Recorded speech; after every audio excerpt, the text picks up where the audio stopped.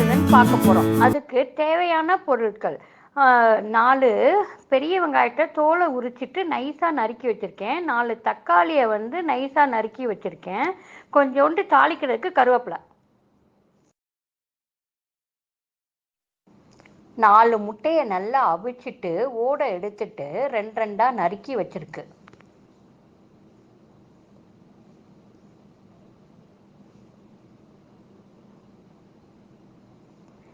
ஒரு குழிக்கரண்டி எண்ணெய்,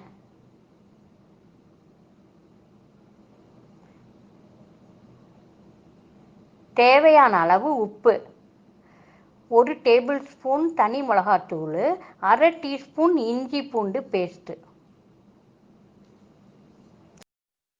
அடுப்பை ஆன் பண்ணி ஒரு குழிக்கரண்டி எண்ணெயை ஊற்றுங்க.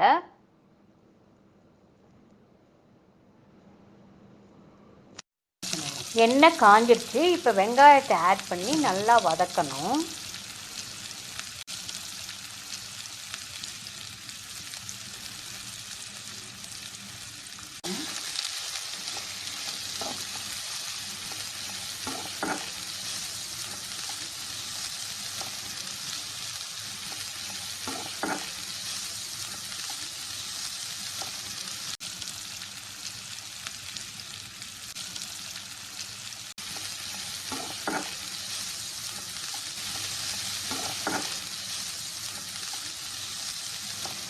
வெங்காயம் நல்லா வதங்கிருச்சு. இப்போ வந்து தக்காளியை ஆட் பண்ணிடுவோம். கொஞ்சம் கருவேப்பிலையும் போட்டுருங்க. அதுக்கப்புறம் கொஞ்சம் உப்பையும் ஆட் பண்ணிடுவோம். அப்போ தான் நல்லா வதங்கும் சீக்கிரம். ஒரு முட்டைக்கு 1 வெங்காயம் 1 தக்காளி அது மாதிரி போட்டால் மசாலா வந்து நல்லா நமக்கு சமமாக நல்லா கிடைக்கும்.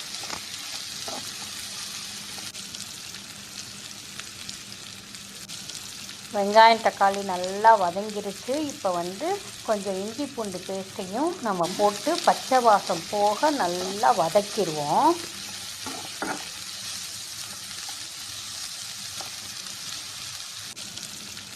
அதுக்கப்புறம் 1 டேபிள் ஸ்பூன் தனி மிளகாப்பொடியை ஆட் பண்ணுவோம். இது தனி மிளகாத்தூள் கூட வேணாலும் போட்டுக்கலாம், அவங்கவுங்க காரத்துக்கு ஏற்ப. நான் வந்து 1 டேபிள் ஸ்பூன் போட்டிருக்கேன். இதையும் நல்லா பச்சை வாசம் போக நல்லா வதக்கிடுவோம். இஞ்சி பூண்டெல்லாம் போட்டு பச்சை வாசம் போக நல்லா கரைக்கியாச்சு. மிளகாப்பொடியும் போட்டு நல்லா கரைக்கியாச்சு. இப்போ வந்து 1 டம்ளர் தண்ணியை ஊற்றி நல்லா வேக விட்டுருவோம். வெந்ததுக்கப்புறம் நம்ம வந்து முட்டையை ஆட் பண்ணி இறக்க வேண்டியதான்.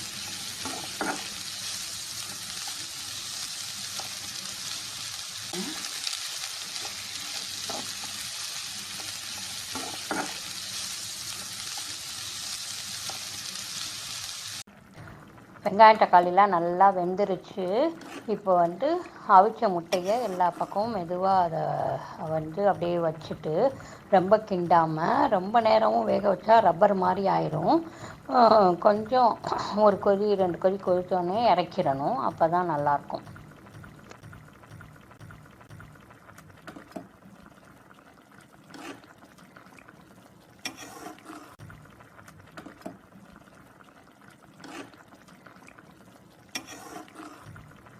இப்போ நல்லா கெட்டியாக வந்துருச்சு. இதை வந்து சர்வ் பண்ண வேண்டியதான். முட்டை மசாலா சூப்பராக ரெடி ஆயிடுச்சு. இது சப்பாத்திக்கு சேர்த்து சாப்பிட்றதுக்கு ரொம்ப டேஸ்ட்டாக இருக்கும். இது எல்லோரும் பண்ணி பாருங்கள். இந்த வீடியோ உங்களுக்கு பிடிச்சதுன்னா லைக் பண்ணுங்கள், ஷேர் பண்ணுங்கள், சப்ஸ்கிரைப் பண்ணுங்கள், பெல் பட்டனை ப்ரெஸ் பண்ணுங்கள்.